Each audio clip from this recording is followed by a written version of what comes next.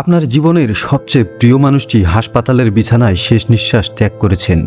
আপনার চারপাশের পৃথিবীটা স্তব্ধ হয়ে গেছে। আপনার বুক ফেটে কান্না আসছে এই চরম শোকে। এই ভয়ঙ্করতম মুহূর্তে একজন মানুষের মস্তিষ্কে প্রথম চিন্তা কিভাবে আসতে পারে যে ক্যামেরাটা অন করি, একটা ভিডিও রেকর্ড করি এবং এটা সোশ্যাল মিডিয়ায় আপলোড করি। কিন্তু আজ আমরা এমন এক অদ্ভুত পৃথিবীতে বাস করছি যেখানে এটাই প্রতিদিন ঘটছে। আজ ফেসবুক বা ইউটিউব স্ক্রল করলেই আপনার সামনে ভেসে ওঠে কোনো ব্লগারের ব্রেকআপের পর ক্যামেরার সামনে এসে হাউমাউ করে কান্নার দৃশ্য। ঘরের কোনো সদস্য মারা যাওয়ার পর তার দাফন কাফনের পুরো প্রক্রিয়া সিনেমাটিক শট কিংবা থাম্বনেলে কান্নারত মুখের উপর বড় বড় অক্ষরে লেখা সব শেষ হয়ে গেল। আমরা যখন এই ভিডিওগুলো দেখি আমাদের মনে দয়া জাগে। আমরা সহানুভূতি থেকে একটা লাইক দেই, কমেন্ট করি এবং ভিডিওটিতে ক্লিক করি। কিন্তু আপনি কি জানেন আপনার মনের সেই পবিত্র অনুভূতি, সহানুভূতি বা এমপ্যাথিকে পুঁজি রূপান্তর করে পর্দার উপরে বসে কেউ একজন কোটি কোটি টাকা আয় করছে? একে সমাজবিজ্ঞান ও অর্থনীতির ভাষায় বলা হয় দ্য গ্রিপ ইকোনমি বা চোখের জলের বাজার। আজ আমরা উন্মোচন করব এই ডিজিটাল যুগের সবচেয়ে নিষ্ঠুর এবং কুৎসিত ব্যবসার সত্য রূপ। কিভাবে আমাদের আসল দুঃখ আর কান্না আজ ভিউজ আর ডলারের কাঁচামালে পরিণত হয়েছে।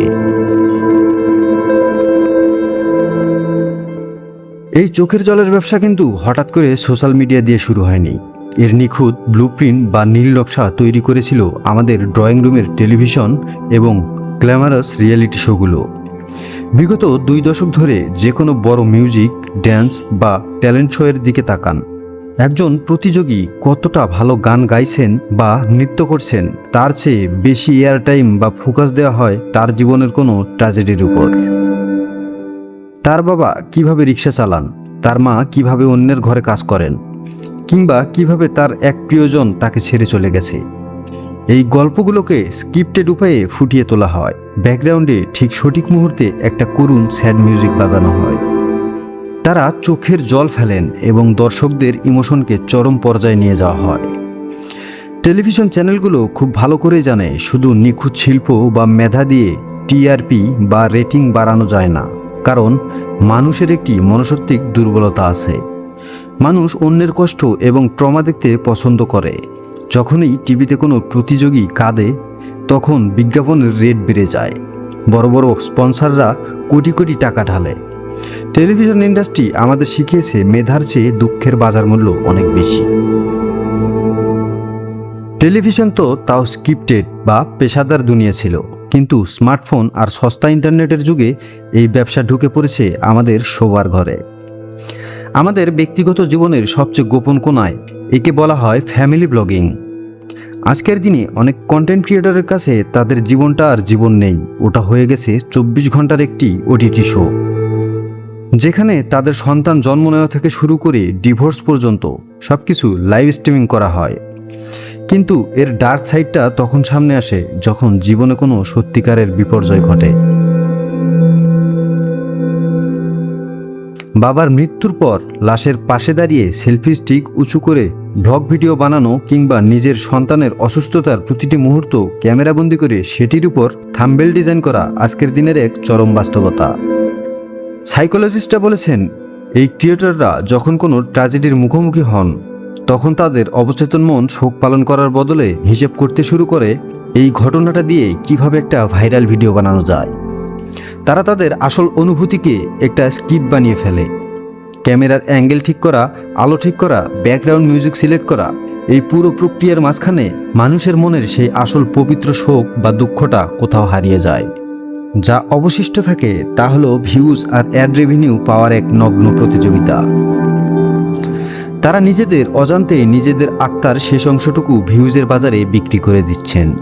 সোশ্যাল মিডিয়ায় আমরা প্রায় দেখি কিছু ইনফ্লুয়েন্সার বা কন্টেন্ট ক্রিয়েটররা রাস্তায় নেমে গরিব, অসহায় বা ক্ষুধার্ত মানুষকে সাহায্য করছেন। কাউকে একবেলা খাবার দিচ্ছেন, কাউকে কিছু টাকা দিচ্ছেন।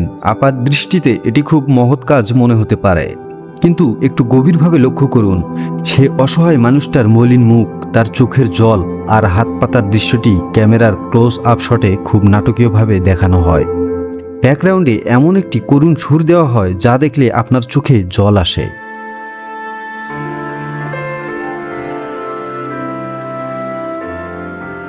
কিন্তু একবার চিন্তা করে দেখুন, ওই ক্ষুধার্ত মানুষটার আত্মসম্মানের কথা। মাত্র কয়েকশো টাকার খাবার বা সাহায্যের বিনিময়ে তার সেই চরম অসহায়তাকে ইন্টারনেটের কোটি কোটি মানুষের সামনে চিরকালের জন্য উন্মুক্ত করে দেওয়া হলো। সাহায্য করা যদি আসলে মূল উদ্দেশ্য হতো, তবে সেখানে ক্যামেরার কি প্রয়োজন ছিল? গোপনেও তো সাহায্য করা যেত। কিন্তু না, এখানে সাহায্য করাটা মুখ্য নয়।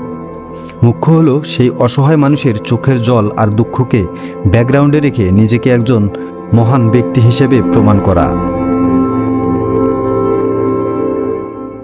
এই অসহায় মানুষের চোখের জল বিক্রি করে ক্রিয়েটররা লাখ লাখ টাকা স্পন্সরশিপ এবং ফেস ভ্যালু কামাচ্ছেন।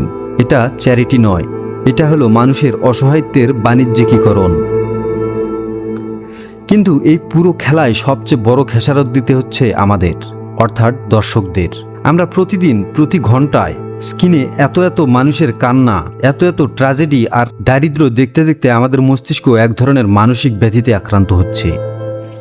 একে সাইকোলজিতে বলা হয় কম্প্যাশন ফ্যাটিক বা সহানুভূতির ক্লান্তি।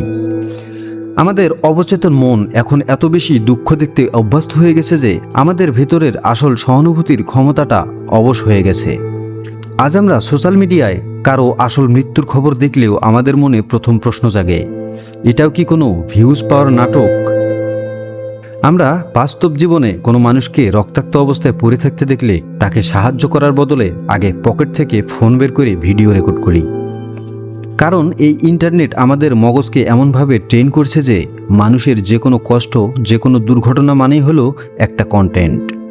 ইন্টারনেট আমাদের ভিতরের সেই আদিম এবং খাঁটি মানবিকতাকে নিঃশব্দে হত্যা করেছে। পৃথিবীর কিছু কিছু জিনিস কোনো লেন্স বা স্ক্রিনে বন্দি করার জন্য তৈরি হয়নি। মানুষের জীবনের কিছু দুঃখ, কিছু কান্না এতটাই পবিত্র এবং ব্যক্তিগত যে তার কোনো আর্থিক বা ডিজিটাল মূল্য হতে পারে না।